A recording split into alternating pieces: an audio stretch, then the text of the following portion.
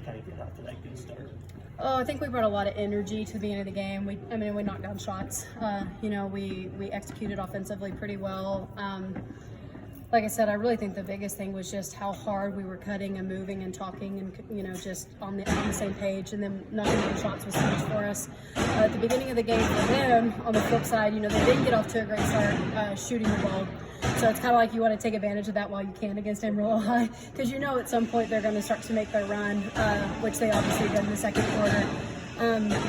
Unfortunately for us, we just had a little bit of a panic moment in the second quarter when they started to knock down some shots, and then we said, uh-oh, had some critical turnovers, and that's kind of where the game was lost, honestly. Is that kind of where you're just hoping the snowball doesn't really start?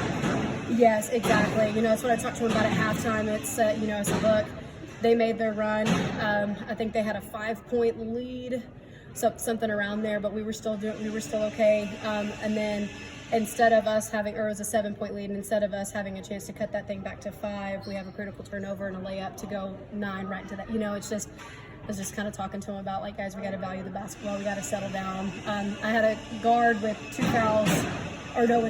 My point guard had 3 fouls, and then my other guard had a nosebleed. So I have another kid in there who's not used to playing that position, and I'm just like, can we just get to halftime?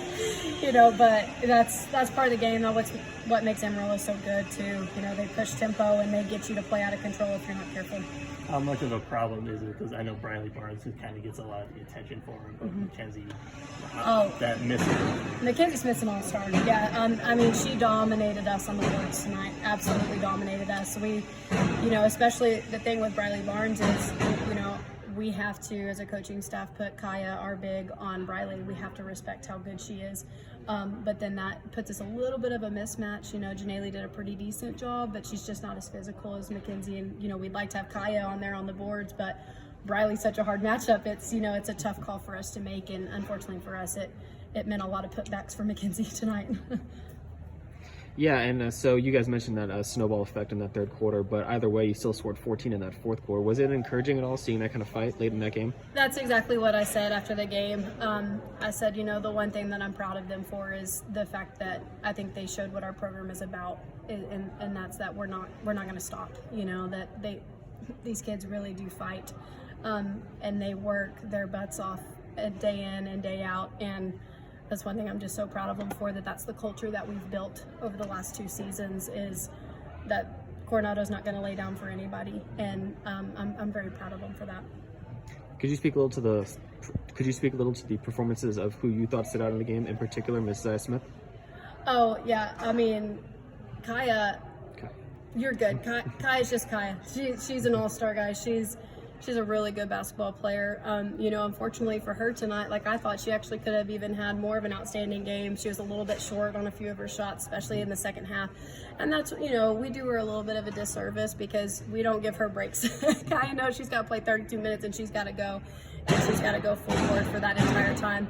So, we talked to her about she can't fade any, especially when she gets a little bit tired and leaves things a little bit short. But she's a lot of the heart and soul of our team. That we have multiple players who kind of fit that bill a little bit, but Kaya she's probably the most respected of her teammates. She's a great leader. It's an obvious team captain. She does her job on both ends of the floor, and she expects her teammates to do their jobs as well.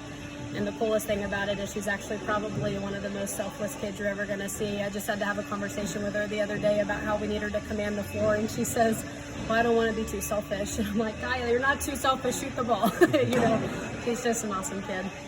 And so most of your team's returning next year. You think a loss like this in the playoffs could kind of light a fire under the squad? I do, especially considering we lost to Plainview first round last year, which was more of an embarrassing one, honestly. They whooped us a little bit, and then we come back this year and we don't get embarrassed. We battle with top 10 in the state, Amarillo High. I think that's a good step forward for us in a way to build to next year. And yeah, with only losing one senior, I think that's huge for us. Now she's going to be tough to replace because she talked about kind of our kid that never stops going and just always works hard. We're going to miss Tegan, but the fact that we only have to replace that one position is huge for us. Awesome. Thank you, Coach.